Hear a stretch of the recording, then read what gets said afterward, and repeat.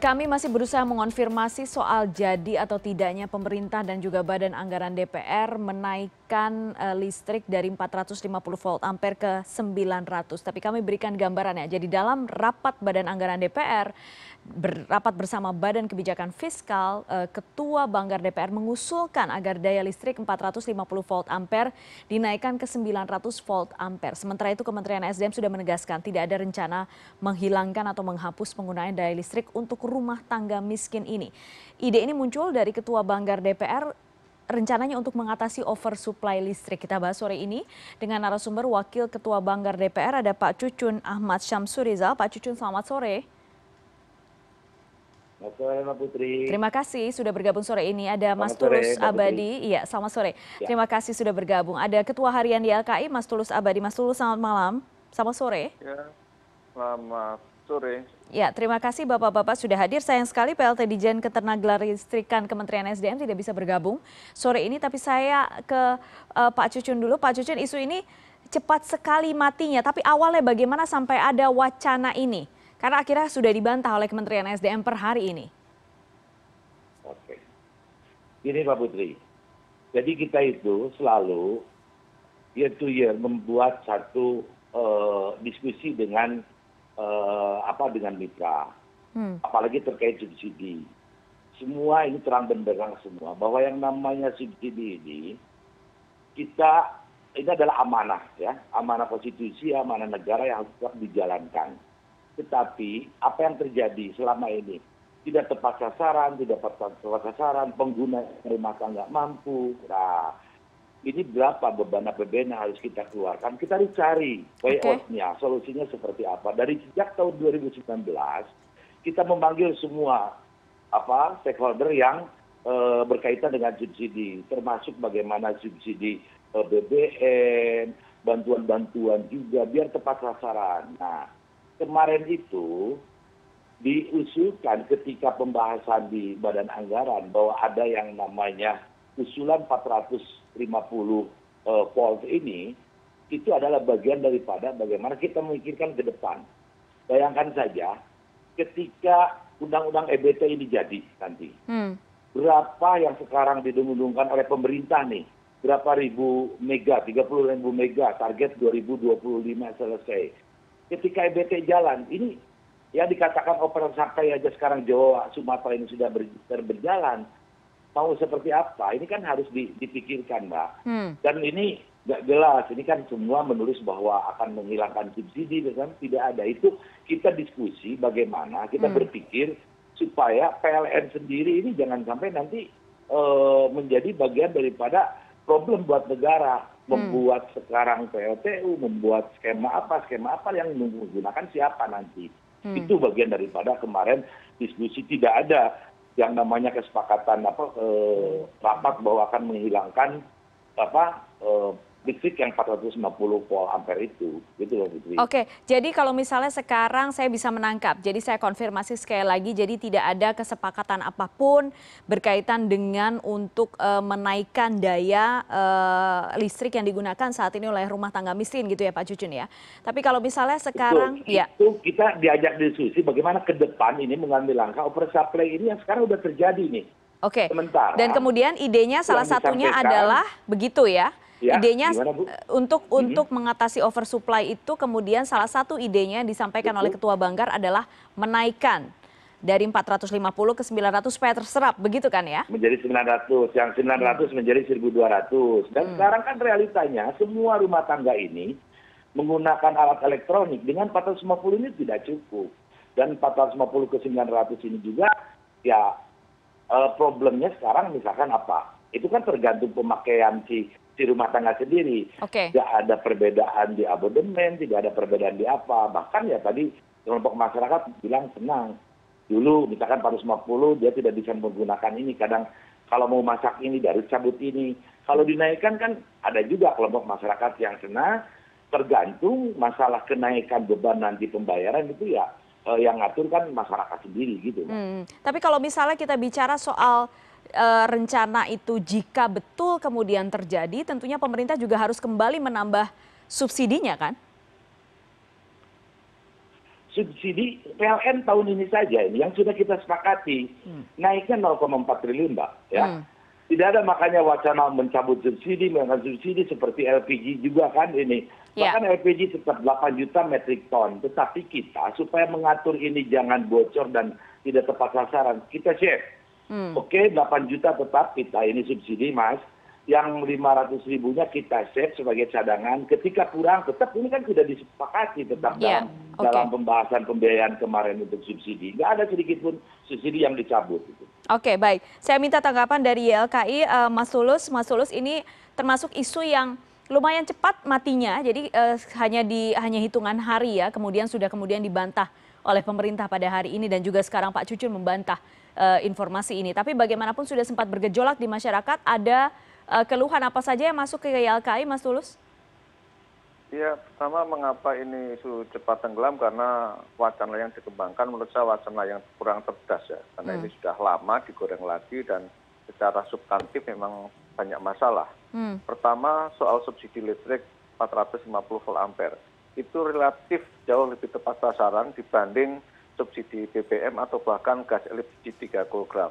Jadi dengan 450 volt ampere itu saya kira penikmat atau penggunanya masih orang-orang yang layak mendapatkan subsidi sebagaimana dijamin di dalam undang-undang tentang energi bahwa pengguna subsidi energi adalah masyarakat tidak mampu.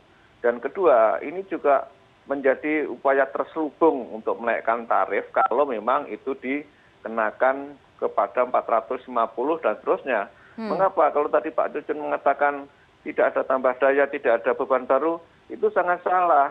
Karena rupiah per kWh dari tarif listrik itu berbeda. Iya. Antara 450 volt ampere dengan 900 volt ampere itu berbeda. Antara 900 volt ampere dengan 1.300 itu berbeda rupiah per kWh-nya.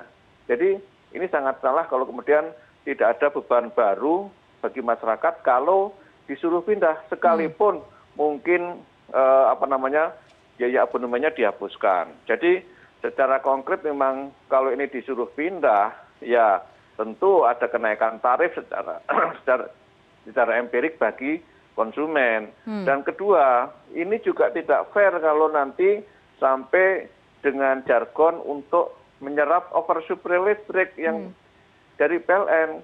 Masa oversupply ini dibebankan kepada rumah tangga miskin untuk menyerap. Ini kan salah kaprah. Kalau oversupply secara makro, secara hulu ya seharusnya yang menyerap sejak dulu kan yang digadang-gadang oleh pemerintah adalah sektor industri dan bisnis, bukan rumah tangga. Jadi kayak apapun ditekan rumah tangga untuk menyerap oversupply, itu tidak akan mampu. Apalagi kalau yang diharapkan adalah kelompok rumah tangga miskin. Ini menurut saya agak keliru dan sadis ya. Orang miskin disuruh menyerap listrik PLN yang oversupply. Padahal oversupply itu kesalahan sistemik dari membangun masalah ketenaga listrikan. Malah dibebankan kepada masyarakat miskin. Nah ini saya kira wacana yang tidak atau kurang cerdas dan oleh karena itu harus dihentikan. Kalau simulasinya seperti ini. Oke, pertanyaannya sekarang apakah wacananya itu sudah betul-betul hilang, Pak Cucun, atau akan disiapkan pelan-pelan termasuk akan berkomunikasi dengan Komisi 7 misalnya nanti ya. Dijawab setelah jeda. Setelah jeda Pak. Setelah jeda Pak Cucun ya. Kita sekarang jeda dulu, tetap di CNN Indonesia Newsroom.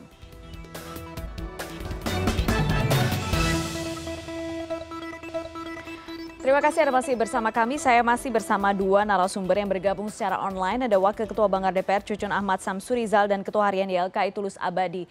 Kita masih membahas soal wacana yang sempat muncul tapi kemudian sudah dimatikan lagi berkaitan dengan rencana untuk menaikkan daya 400 rumah tangga miskin dari 450 volt ampere ke 900. Pak Cucun, pertanyaannya sekarang apakah wacana ini memang sudah hilang seterusnya atau justru masih tetap ada upaya untuk tetap dilanjutkan sekalipun bertahap, termasuk mungkin berkoordinasi dengan Komisi 7? Oke, Mbak Putri, yang namanya kita ini kan tugasnya di sini bagaimana berpikir untuk membuat format ngurus negara ini, termasuk sama Mas Tulus juga nanti di LKI pasti akan ngasih masukan. Komisi 7 juga akan bicara. Ini kan diskusi ini harus dibuka bagaimana tahapan demi tahapan yang harus kita prediksi ke depan tadi. Yang namanya oversupply, adanya juga take or pay yang tidak bisa dibebankan. Bukan maksud negara mau membebankan kepada rakyat miskin, Mas. Tetapi ini kan sekarang realita ya berbicara. Tadi kelompok masyarakat di zaman sekarang menggunakan listrik 450 volt ampere. Kemudian yang terjadi apa itu jamin tidak membuat satu kebocoran. Nah, banyak juga misalkan sekarang orang-orang yang mampu dengan mengakali untuk supaya dapat tarifnya rendah menggunakan fasilitas itu terjadi juga. Nah, kita nanti melihat bagaimana bermain data ini. Kita PLN juga selama ini suruh paparkan. Jangan sampai begini, sedikit-sedikit misalkan oke, versi Mas Tulus bahwa ini membebankan rakyat miskin atau kenapa orang miskin harus menanggung. Tidak kayak demikian. Pasti ada kebijakan-kebijakan tadi. Apa perlu misalkan untuk 900 volt ampere ini yang tadinya subsidinya 9 sekian, karena tarifnya naik, kita naikkan. Sekarang aja kita naikkan subsidi listrik, Mas. 0,4 triliun ini untuk APBN 2023. Kita kan ini wacana ini harus dibuka. Jangan sampai ya tidak ada yang berpikir untuk negara. Karena PLN sendiri kan harus diskusi dengan kita. Nah, makanya nanti Mas Tulus juga kita dengar. Bukan ini wacana mati, apapun juga diskusi yang namanya DPR. Kebijakan yang ada oleh pemerintah itu harus under kontrol kita, gitu Mbak Putri. Jadi bukan akan hapus semuanya, akan tetap kita. Apa nanti solusinya? Kenapa harus mengambil kasus demikian? Ini ruangnya di sini diskusinya. Oke. Tapi saya ingin konfirmasi lagi karena masih banyak pertanyaan. Kalau misalnya tidak jadi dinaikkan ataupun jadi dinaikkan, apakah itu akan berpengaruh ke subsidi yang kemudian tidak dinaikkan misalnya, Pak Cucun? Ya, jadi subsidi itu masih akan tetap aman ya? Oke, dan harus berbicara apa yang bisa nanti nilai positifnya ketika misalkan ini naik, ya. Ada satu yang misalkan beban subsidi LPG yang bisa diringankan oleh PLN sekarang nih untuk kebutuhan rumah tangga. Nah, karena bergeser di sini berkurang, kita bisa alihkan subsidinya ke sini. Nah, sekarang ini kalau terus nambah misalkan subsidi LPG, gas kita naikin dari 7 juta ke 7.500.000 ke 8 juta. Sekarang kita wacana ini yang saya dengar juga kemarin berkembang di Komisi 7 bagaimana menggeser daripada alat rumah tangga ini dari gas ke kompor listrik. Ya, silakan itu wacana berkembang di DPR yang namanya wacana diskusi. Nanti keputusan, apalagi saya pasti pasukan saya yang fraksi saya karena saya pimpin akan lapor apa nilai plus minusnya, manfaat madaratnya ketika kebijakan ini diterapkan. Dan itu kan nanti kita akan pikirkan subsidinya apakah misalkan digeser ke listrik atau misalkan sudah LPG tidak terlalu banyak, listrik dinaikkan, toh sekarang juga kita berpikir menghitung jumlah rumah tangga yang nambah ini subsidinya kita naikkan. Tidak ada yang dikurangi secara subsidi ini, malah naik semua, Mbak. Oke, Mas Tulus silahkan tanggapan Anda. Ya, memang 2 hal atau 3 hal. Pertama bahwa subsidi energi khususnya subsidi listrik itu relatif masih tepat sasaran dan itu merupakan hak masyarakat yang dijamin dalam undang-undang tentang energi. Saya kira juga Pak Cucun sudah sangat maklum terhadap hal ini. Kedua, memang soal kemanfaatan dan ketepatsasaran saya kira memang harus direformasi atau bahkan ditransformasi agar lebih tepat sasaran tadi. Tetapi khusus untuk listrik sebenarnya memang secara instrumen itu hal yang paling efektif adalah pembatasan kuota KWH. Ya, jadi misalnya walaupun 450 sekarang harus diaudit berapa sebenarnya kebutuhan dasar masyarakat miskin untuk KWH mereka per bulannya berapa. Misalnya dikasih patokan, misalnya 50 KWH kah atau 60 KWH kah.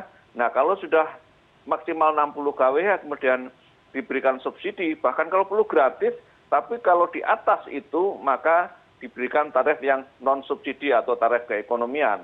Saya kasih contoh begini Mbak Putri, di Afrika Selatan itu pemerintah mereka menggratiskan listrik kepada rumah tangga miskin dengan asumsi pemakaian hanya 30 kWh, gratis total. Tapi kalau di atas 30 kWh, maka dia harus membayar subsidi atau tarif keekonomian. Jadi ada upaya edukasi bagi masyarakat untuk penghematan dan juga untuk konsumsi energi yang lebih cerdas dan kreatif. Nah, itu yang saya kira simulasi-simulasi itu yang harus dikembangkan, tetapi kalau simulasinya adalah suruh naik kelas, itu ya memang secara diam-diam atau secara empirik adalah upaya menaikkan tarif secara terselubung kepada masyarakat. Dan memang kalau kita bicara tarif listrik yang golongan 450, kalau secara historis itu belum pernah direview sejak tahun 2002. Jadi sudah 21 tahun ya, sehingga memang mungkin perlu, tapi harus ada kejujuran. Jangan seolah-olah ingin membantu masyarakat, tapi sebenarnya adalah mengurangi beban subsidi dan kemudian menaikkan tarif. Begitu. Oke, harus ada kejujuran, harus ada keterbukaan, penjelasan sejelas-jelasnya gitu Pak Cucun. Sederhana sekali permintaannya sebenarnya, tapi memang ini biasanya yang sulit sekali dijalankan oleh entah pemerintah ataupun DPR, soal komunikasi dan sosialisasi rencana. Iya, ini gimana kita mau sosialisasi? Ini kan diskusi di internal kita dulu. Ya, baru membahas tentang kemarin kita pembiayaan subsidi, disampaikan di forum Banggar dengan mitra terkait.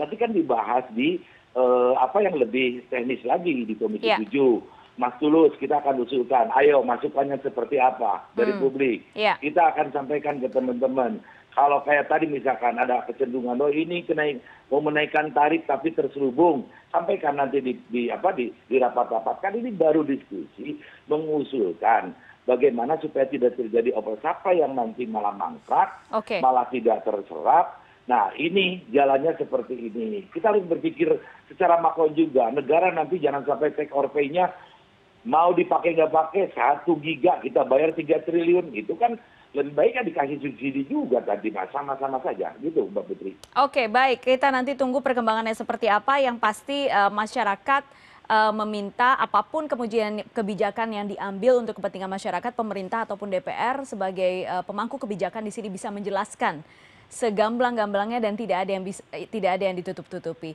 Pak Cucun, terima kasih banyak sore hari ini sudah bergabung. Mas Tulus, terima kasih banyak atas masukan dalam diskusi ini.